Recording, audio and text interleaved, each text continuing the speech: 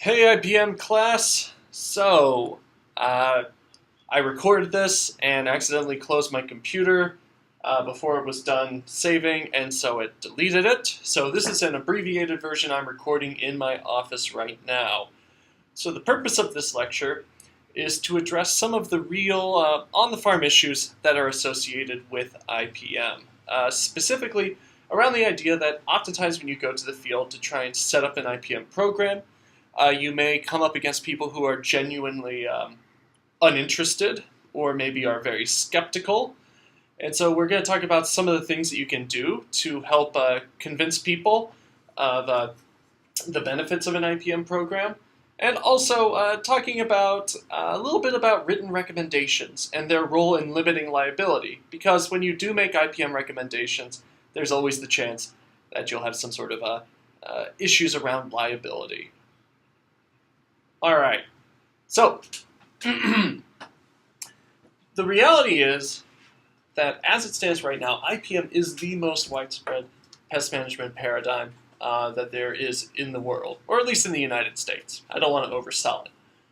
But the idea is that over and over and over, it's been borne out that if you have a good IPM system in place, it's going to be more sustainable and less expensive than pesticide-based approaches. And on top of that, if you're a PCA, you are professionally obligated to consider IPM whenever you're making a recommendation. And as such, PCAs, in my mind, beyond that professional sort of legal obligation, they have a professional responsibility to actually advocate for IPM whenever it is an option on the table. Because the reality is your job as a PCA, or as a grower, or in any capacity, is to control your pests in the most sustainable, environmentally and economically responsible fashion. And that typically is through integrated pest management. Now, what's tricky about this, though, is that typically people who are working with IPM, typically the PCAs, they don't own the land they work on most of the time. And as such, they don't have the final decision-making ability whenever they're trying to make a recommendation. And as such, they need to be able to interact effectively with landowners, managers, whoever has the final say, in order to basically get the best control there is. So in a lot of ways, IPM is just as much a service industry as it is an actual process. So with that, something that should be kept in mind is that whenever you do make a recommendation, whether it's chemical or biological or cultural even, you as the PCA can be held liable for any damages that happen in accordance to that. And so for the first part of the lecture, we're going to focus up here, talking about professionalism in IPM, how it is that you can work to implement IPM with growers who might be skeptical, and then we'll cover what happens when you make your recommendations. How can you avoid getting yourself in trouble? All right, so working with clients. So as I mentioned, PCAs work with clients from a wide range of settings and typically don't have the final call on what control is chosen. And ultimately, what they'll find is when you're working with clients that they're going to come to the table with very different experiences and with very different goals in terms of pest control. And they're also going to have very different understandings of IPM. And as such, whenever you come in with a suggestion, you're going to be not just bringing along your knowledge, but you're going to be bringing along all the baggage that is associated with those other people.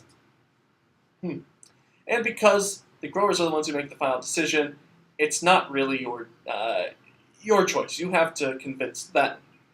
As such, what can we do in the face of that to try and get good IPM built?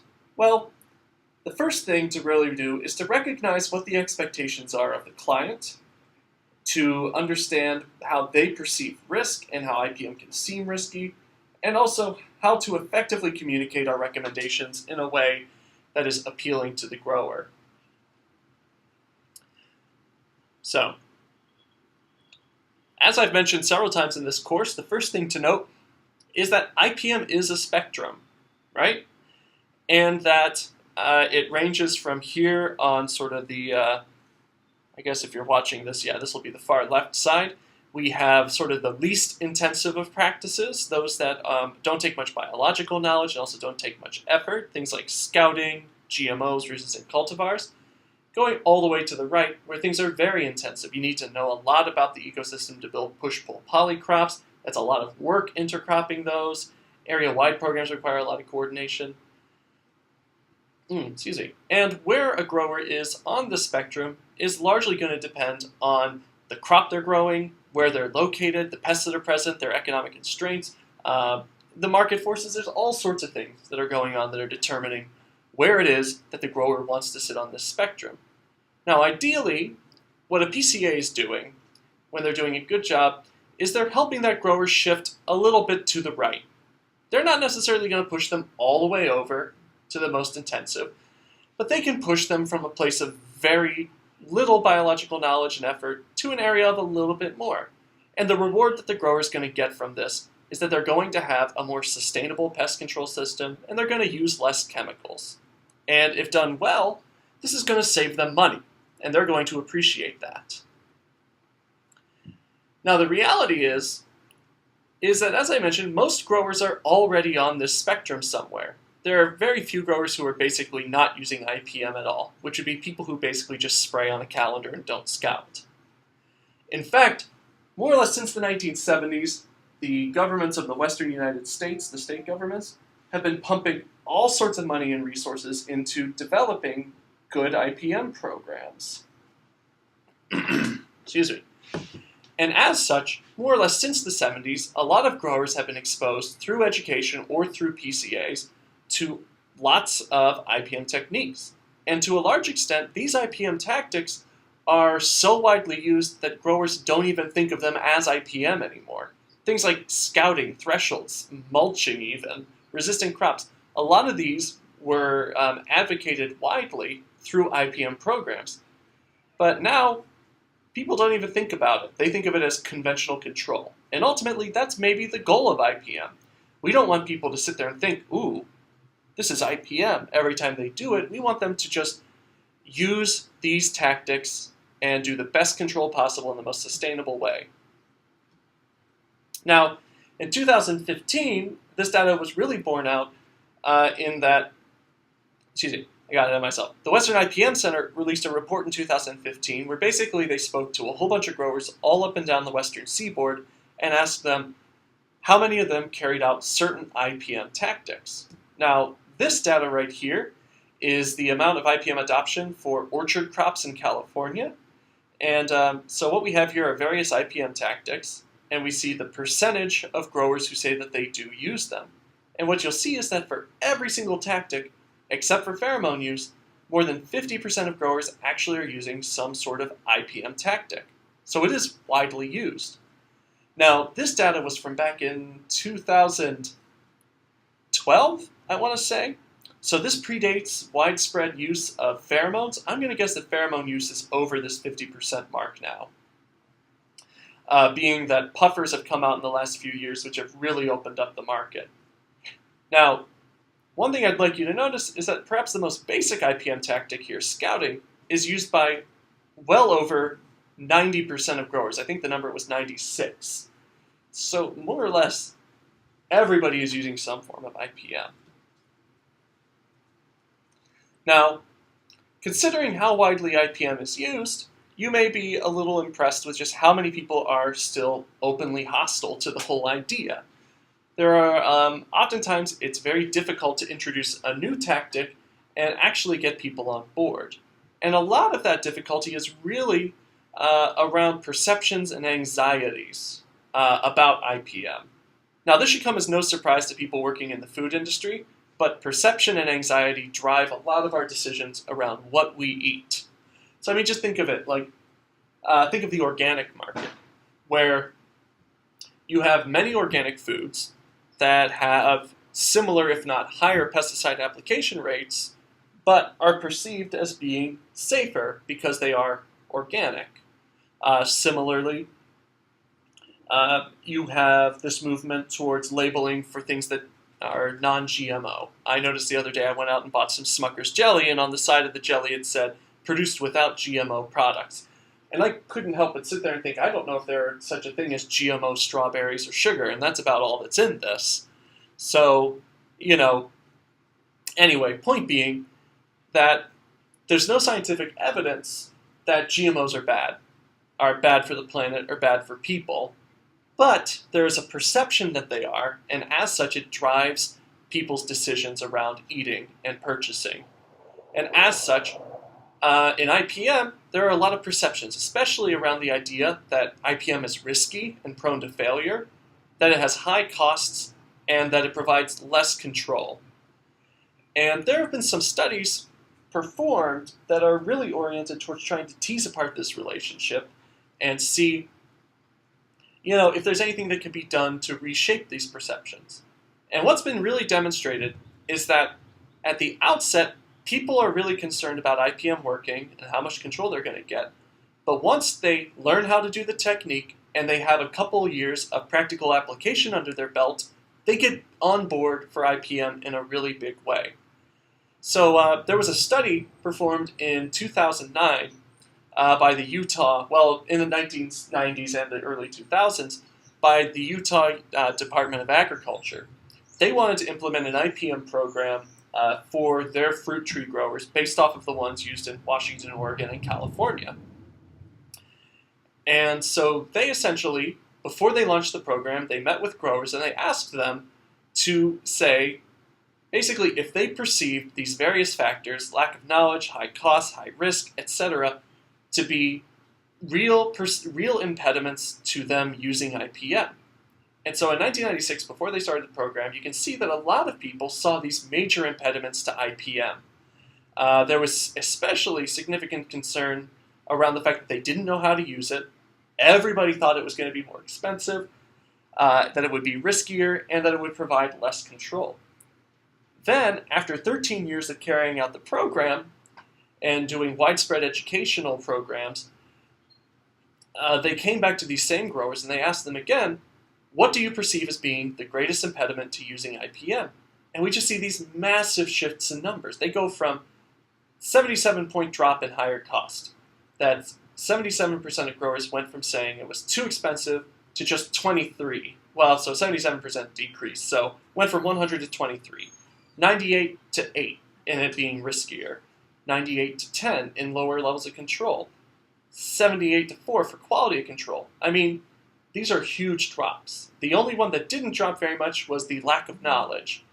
And that's really just the nature of the beast. IPM is information intensive, and so if you don't know how to use it, you're not going to use it. And that just makes sense. All right. So, considering the fact that there's a lot of perceptions around IPM being not as good as conventional chemical controls, and the fact that IPM seems to work well and people like it once they use it, how do we encourage IPM? How do we encourage people to take that initial step towards this more sustainable control? Well, the first thing we need to keep in mind is the idea that we need to meet the expectations of the grower. That every grower is going to have different expectations for what they want out of their control. And for the most part, what clients really want from you is they want peace of mind and they want their money's worth. They want to know that you're out there taking care of their crops and that they aren't losing money on it. But on top of that, a lot of growers have these tertiary needs. They have sort of this, maybe they're growing specialty crops. And as such, they can't really have any pest damage. Or on the flip side, maybe they want to have organic certification, so they can't have pesticide residues, or pesticides generally. And then also on top of that, the growers may have all these expectations that are put on them that have nothing to do with the market. They might have quality standards that are mandated by purchasers, maybe they're mandated by the government. Either way, the idea is that a lot of these expectations may vary case to case. And a big part of IPM is recognizing what these expectations are and reporting, essentially knowing what these expectations are, and then basing all of your control decisions around those expectations. trying to build a program that meets the needs of the client. And oftentimes the best way to get at this is just the fact that working with a client is a relationship.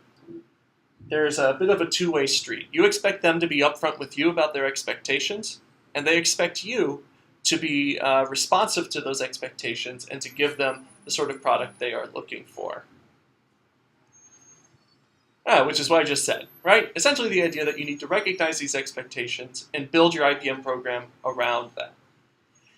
And generally what's useful in this is building IPM programs that are flexible and meet sort of existing production practices. If a grower is a little bit reticent to try something completely new, maybe you can tweak what they're using already, say they already have a fertilizing regime.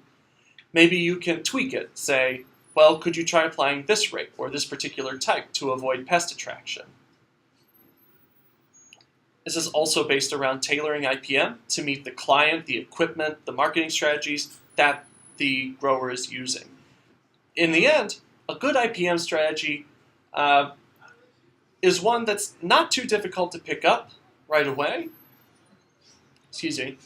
And in a really good situation, it's one that actually can help you make a sale even better. And so generally, if IPM is easy to adopt, low cost and low risk, growers will get on pretty quick. And then finally, it's always handy to provide grower with evidence that the technique is effective. If you know somebody else who uses it and has had success, you can have them contact the grower or email them. You can hand out extension bulletins, webinars, websites. There's all sorts of excellent resources. Now, beyond sort of the needs of the grower, their expectations, is the biggest impediment, I think, which is the perception of risk.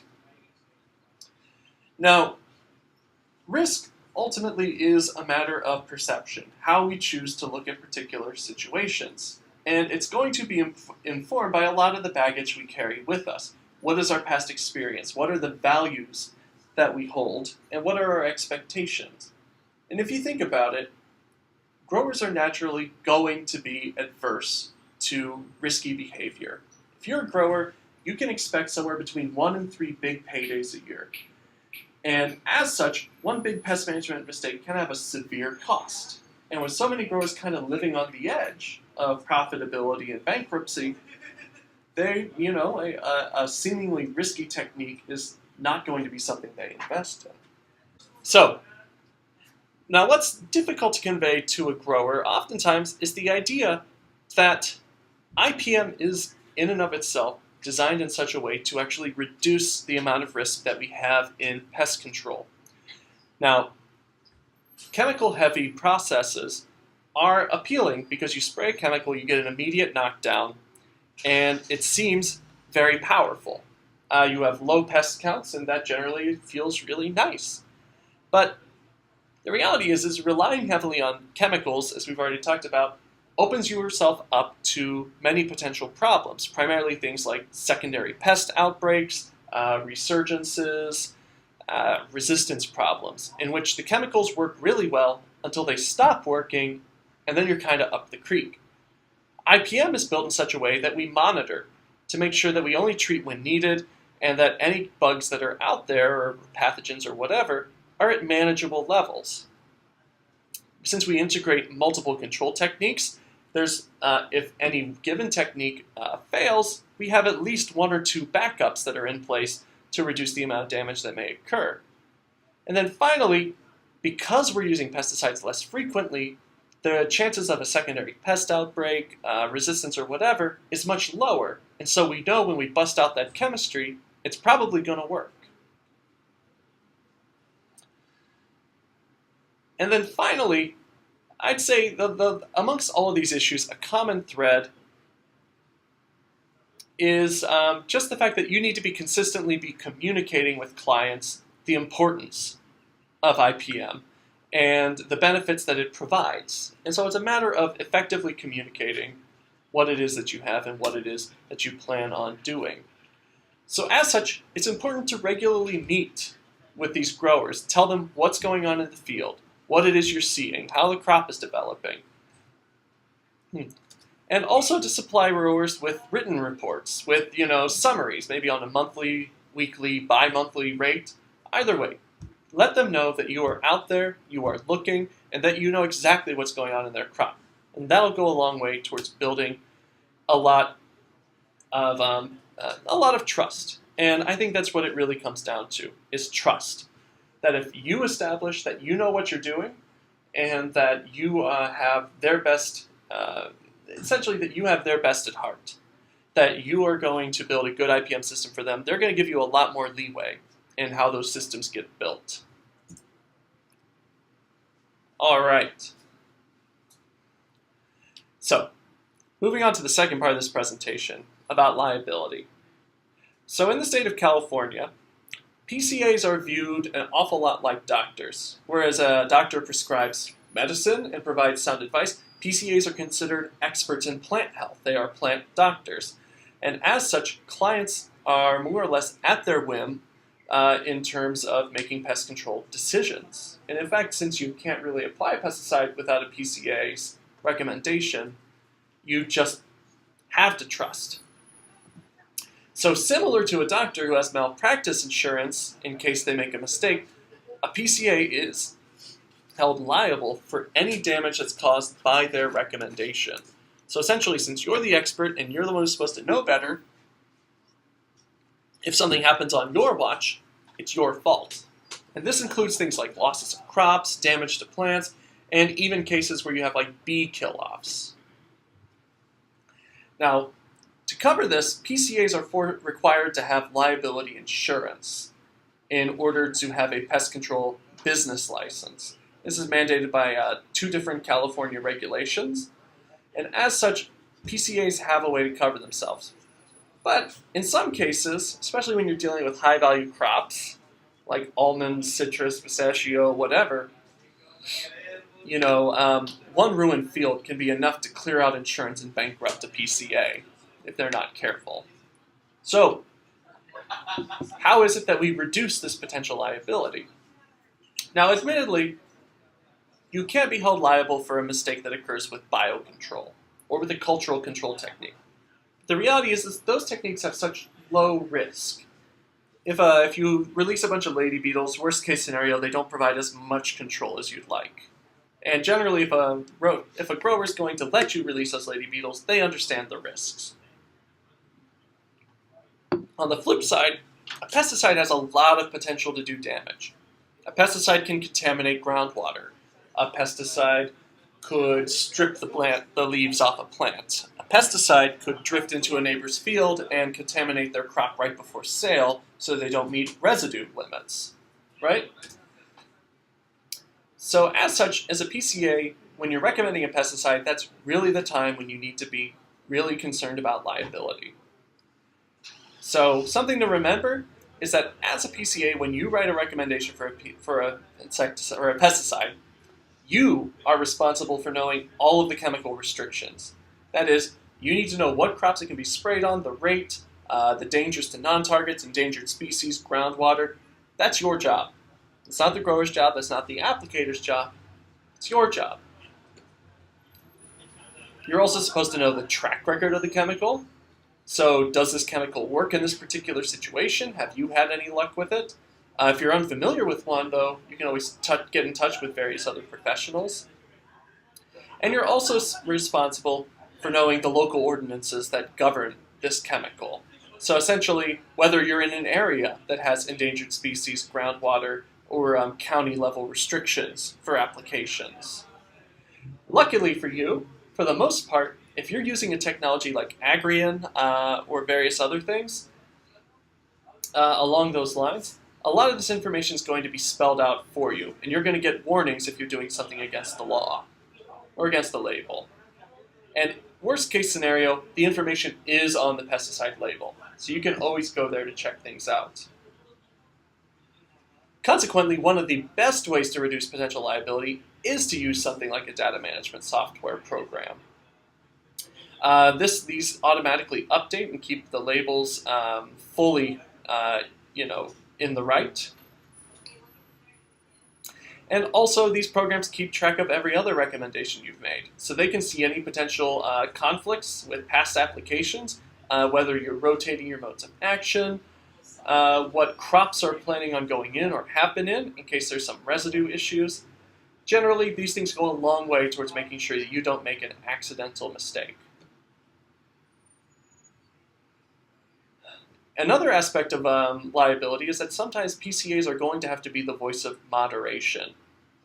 Counter to the fact that you always have to sell IPM, there are some growers who are really enthusiastic about a new technique.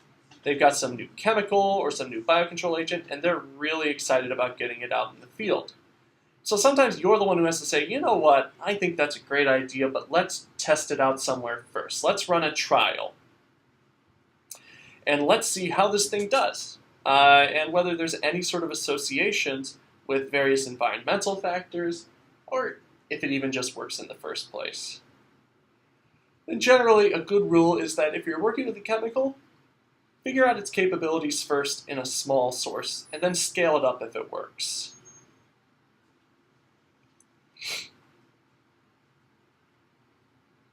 Okay. All right, and finally, any problems that arise during an application of a chemical, something to keep in mind is that it might not be your fault. If something goes wrong, it could be due to a failure by the grower to follow your recommendation exactly. It could be that the application was botched or applied at the wrong time. In reality, if there is some sort of problem that happens, if you get a note that something went wrong, it's really good to be proactive. Get out into that field, take pictures of the symptoms, talk to the applicator, see what was going on, take all sorts of notes for any conversation or observations you make. In reality, this is a good rule even when you aren't checking out a problem site. Generally, having accurate field records along with a well-written recommendation is really your best defense because it demonstrates definitively to any lawyers, anybody who is working on a case, that you were keeping good notes and that you were justified in the decision you made.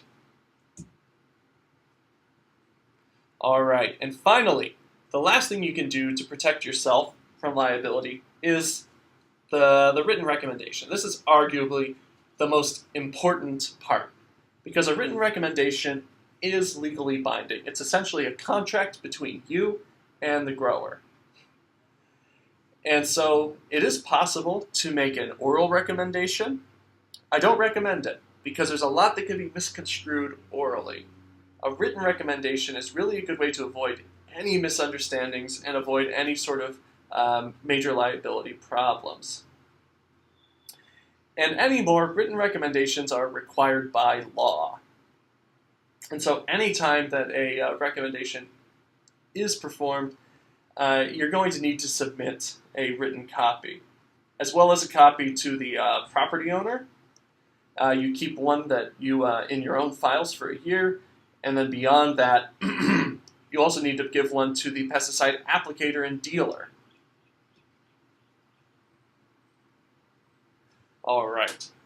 So as far as the written recommendation is concerned, there's a lot of specific information that they must contain. While the format may actually vary between PCAs, between software packages, and the like. Excuse me. But the reality is that no matter how the format is different, it will contain the relevant information, and growers are required to follow those recommendations. So let's go through the 16 most important parts. So this will take a little bit here. But as far as parts of a written recommendation are concerned, the first thing is sort of the clear, sort of boilerplate stuff that everything needs. You need to know who the operator of the property is. So, the operator of the property is ultimately going to be the person who has the legal right to make the control decision, which may be the owner, but it might also be something like a representative, a hired manager. You need to have an expiration date. Now, this is important because control is reliant on there being very specific conditions in the field. And once the field deviates from those, applying the chemical might actually be more harmful than it is good. And so an expiration date basically reduces the chance that the control will be applied too late. Right? So basically you write it, you say you have to do this within the next week, and if you don't apply it within that week, it doesn't work anymore. And that way if they were to go out and spray and something went wrong, you could just point out the fact that they were ignoring your recommendation. There's also a variety of aspects on here that are going to describe where you're supposed to carry out the treatment, specifically the location, the commodity that is at that location, and the acres or units that are going to be treated. So this is kind of like the, I don't know, you hear those horror stories about someone who goes into surgery to say have their left leg amputated and they accidentally get their right one amputated, because it's not the surgeon who's carrying out the surgery who knows the leg that's supposed to be. It's somebody else who wrote it down and then told the surgeon. So if there's any sort of miscommunication between the initial person, the written directions to the surgeon, or to the surgeon himself, then the mistake can happen at any one of those steps. Just like that, a PCA writes a recommendation, gives it to the grower, and then the grower communicates the spray to their operator, although they're supposed to also have a written recommendation. So being as specific as possible in all of this, the location, the commodity, and the acreage, you can make sure that people don't accidentally spray the wrong location, right? Which can be a big, big problem. So one thing to keep in mind is that a lot of applications will have something like this, a little grid on it.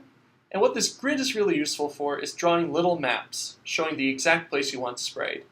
And it's especially helpful if you want them to say spot treat. So you want them to say go out to the field. You could draw the field in this box, and then you could indicate the little blocks where you want them to spot treat. Number 6 here is the method of application. This is not required, but if you have a particular application technique that is best, or if you have a chemical that needs to be applied at night to avoid pollinators, this would be the place to put it. You also are supposed to identify all of the pests that are to be controlled by this tactic. That way, when they go out and spray, say you're controlling Lygus bug, you go out, you spray it, and they come back and say they still have a problem, the spray didn't work, they have a whole bunch of alfalfa caterpillar, you can always point out, well, I wasn't trying to control alfalfa caterpillar. We were focused on Lygus bug. Though in all fairness, you should have caught the alfalfa caterpillar problem too. But either way, you have to recognize the pest by its common name. You have to list the specific pesticide you are using, as well as any of the adjuvants that you plan on using with it. And within this, you have to be pretty specific. The rate per acre, the dilution rate, and the volume per acre. Hazards and restrictions. Your job is also to note all of those environmental hazards I talked about before, which will again be listed on the MSDS, the pesticide label, or in your software program. And also any restrictions on when, where, and how, under what environmental conditions the application needs to be made. So you can list the optimal conditions, and then they more or less have to wait until that occurs. This is again another one that's not required, but is helpful, is recognizing surrounding crop hazards. So if you notice that, say, you're spraying a plot that is right across the field from, say, a bunch of tomatoes that are about to be harvested, you might want to note that so that the applicator can put a buffer zone around those tomatoes to make sure that they don't accidentally drift onto a crop that's about to be harvested. Similarly, if you are near an urban area or near a school, this would be a place to note that and to put in any recommendations to avoid it. Similarly here, proximity to dwellings, people, livestock, these two kind of go hand in hand.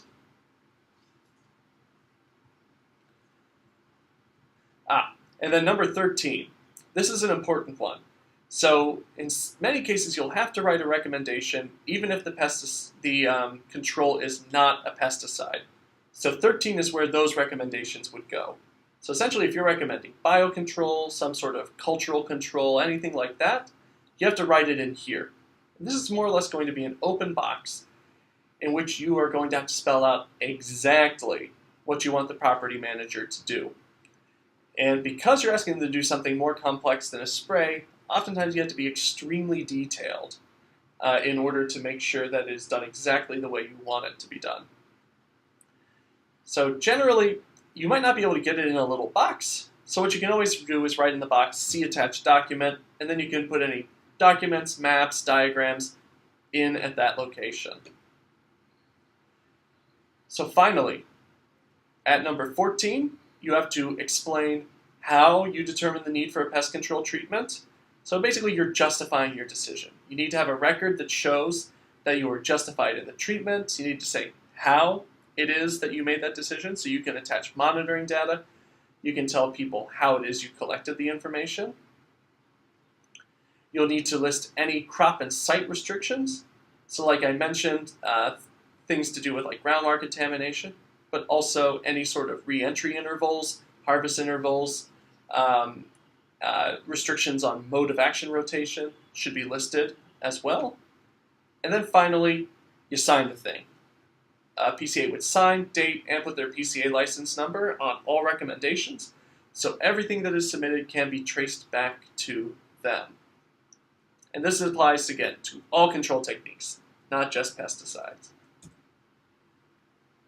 So, next week, we will be covering pathogens, weeds, and insect IPM, how they differ from one another.